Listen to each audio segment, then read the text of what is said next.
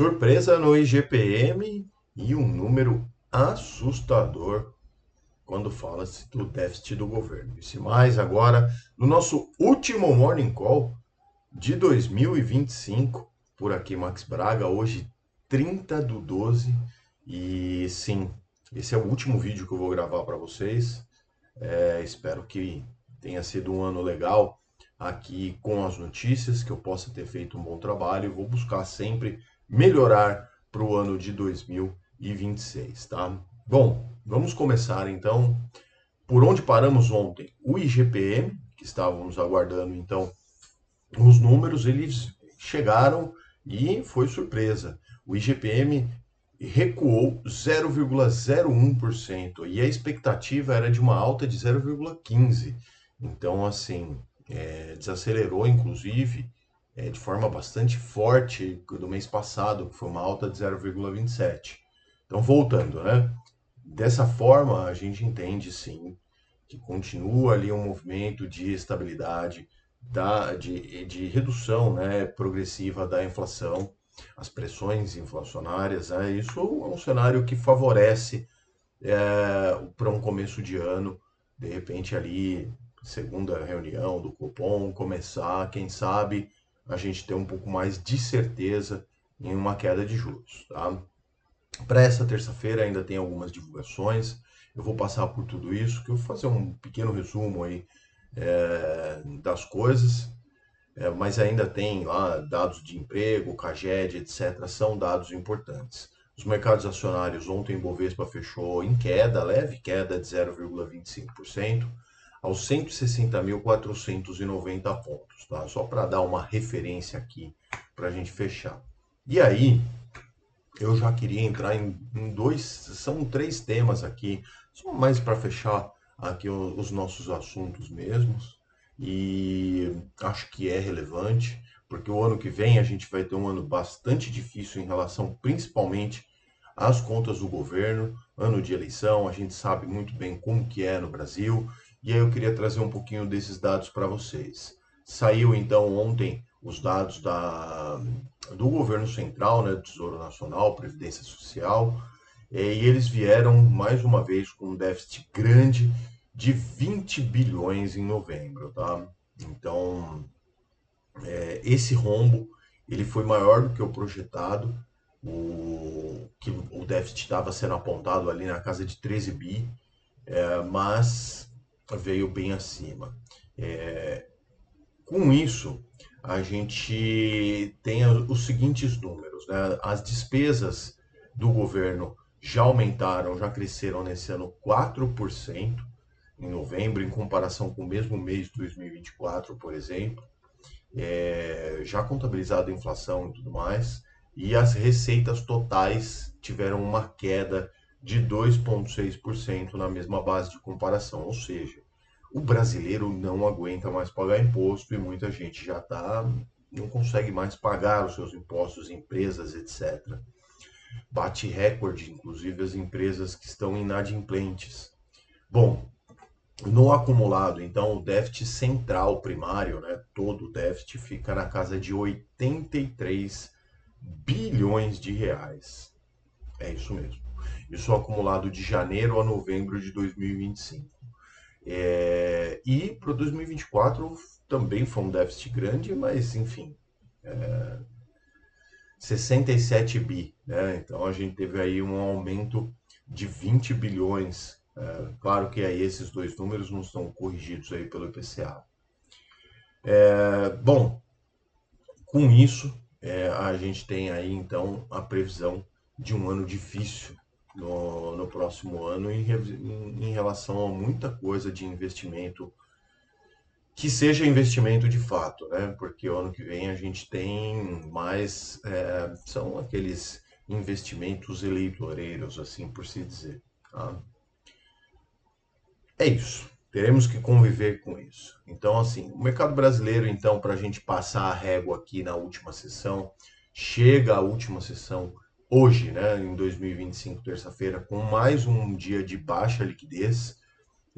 Os agentes esperam, inclusive, a reunião do Fed a ata da reunião do Fed, que sai às 16 horas lá nos Estados Unidos para calibrar ali algumas últimas apostas, né? Tem também os números da China, do PMI composto deles, que devem fazer preço, mas aí já só para o ano que vem. E de fato, então, acho que a gente tem que cravar o Ibovespa fechando agora o ano de 2025 na casa dos 160 mil pontos, porque a gente já vai falar um pouquinho de previsões para o futuro, né? E vamos lá, então. Aqui a gente tá, eu estou olhando, trazendo para vocês números de uma pesquisa que foi feita pelo Itaú BBA, com 127 investidores institucionais, ou seja, fundos, grandes investidores. Não são pessoas como nós, por exemplo, né? E destacando ali as perspectivas, as expectativas, principalmente para o mercado acionário, mas também como um todo. E aí os resultados ficaram interessantes. A média, eu vou deixar para falar a média no final. Fica até o final do vídeo que eu vou falar a média aproximada que esses gestores enxergam para o Ibovespa no final de 2026, tá? Inclusive são números bem diferentes das casas, das maiores corretoras do Brasil. E também de fora que analisam o mercado brasileiro, tá? Mas números interessantes. Olhando para os próximos meses, pelo menos para os próximos 6 meses, 78% dos investidores, esses da pesquisa institucionais, se mantém num cenário positivo para as ações brasileiras, 16% estão ali na casa do neutro e 5% enxergam um cenário negativo, tá? Em uma escala de 0 a 10, para pessimista 0 e 10 otimista, claro, a média dessa pesquisa ficou na casa de 7,18. Tá?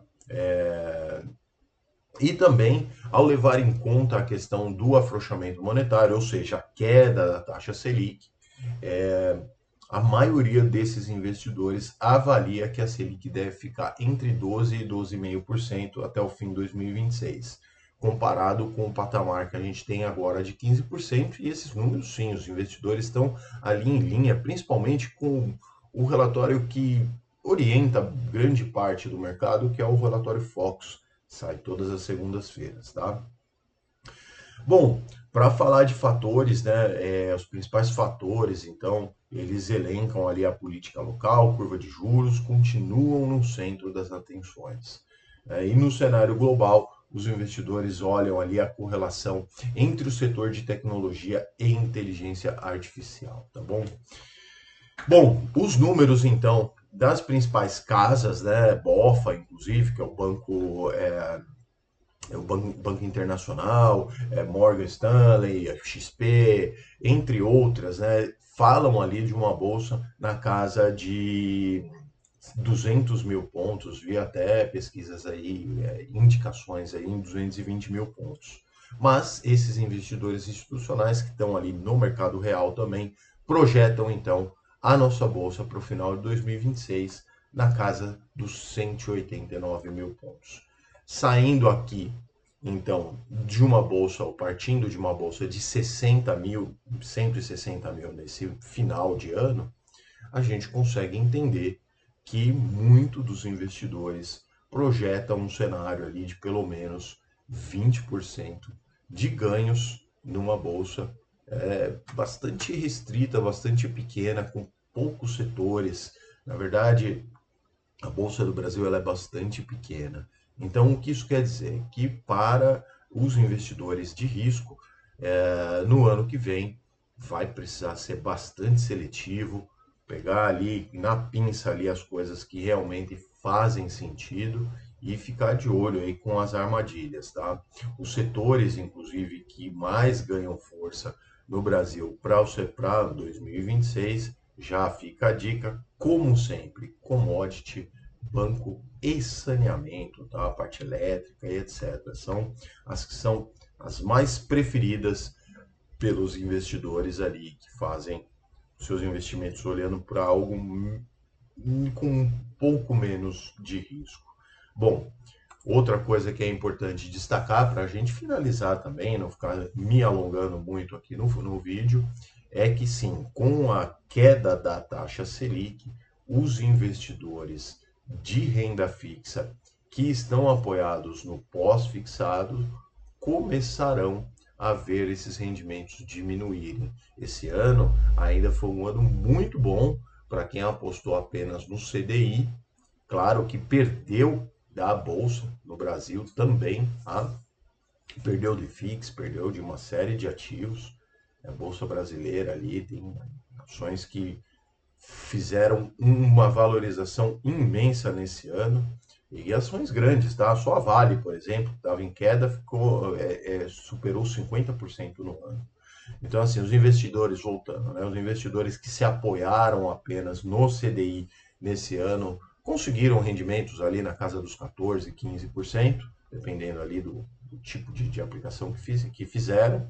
Mas, claro, né, com a medida que a gente tenha um novo ciclo de queda de juros, é importante sim ir lá, dar uma olhadinha como que tá essas aplicações, de repente fazer um movimento para diferenciar um pouquinho, pode ser internacionalizar, pode ser de repente começar a dar uma estudada no pré-fixado.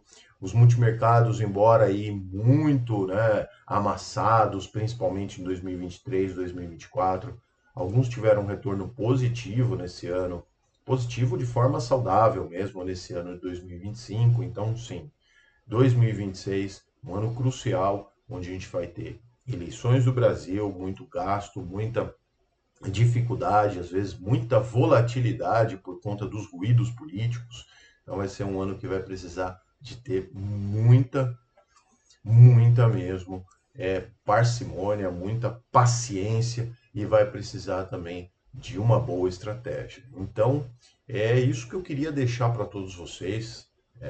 Esse canal, quase todos sabem, quase eu, a grande maioria sabe, foi criado com o intuito de trazer notícias para os meus clientes, mas eu estendo aqui também a todas as pessoas do YouTube como um todo e, claro, podem contar comigo no próximo ano. Eu preciso também melhorar aqui a interação com vocês. Eu dependo de vocês também para mandar mais perguntas na caixa de comentários para que eu possa responder e orientar. E isso faz parte, é uma troca. Eu venho aqui, faço os vídeos, busco as informações todos os dias, trago para vocês e eu preciso, evidentemente, de um retorno de vocês para que eu possa conseguir compartilhar um pouquinho do meu conhecimento em relação a carteiras de investimento e entre outras coisas. Tá? Bom, é isso então, vamos passar a régua no ano de 2025, último vídeo aqui do canal. No ano 2025, volto a gravar então, deixa eu até bater aqui na minha data, aqui no dia 2. Dia 2 faço vídeo aqui, não vai ter nada muito relevante, né? E nem muita gente para assistir, eu acredito. Mas no dia 2 a gente faz vídeo. E no começo do próximo ano, já na segunda-feira, a partir do dia 5. É 5? Isso. Voltamos aqui com a programação do canal, tá bom? Desejo a todos um ótimo final de ano. Aproveite bastante, curta, festeje, mas com juízo, hein, pessoal? Sem exageros, porque depois é complicado, tá? Boas festas a todos. É o meu desejo para todos vocês. E nos vemos então no próximo ano, só em 2026. Um abração. Tchau, tchau.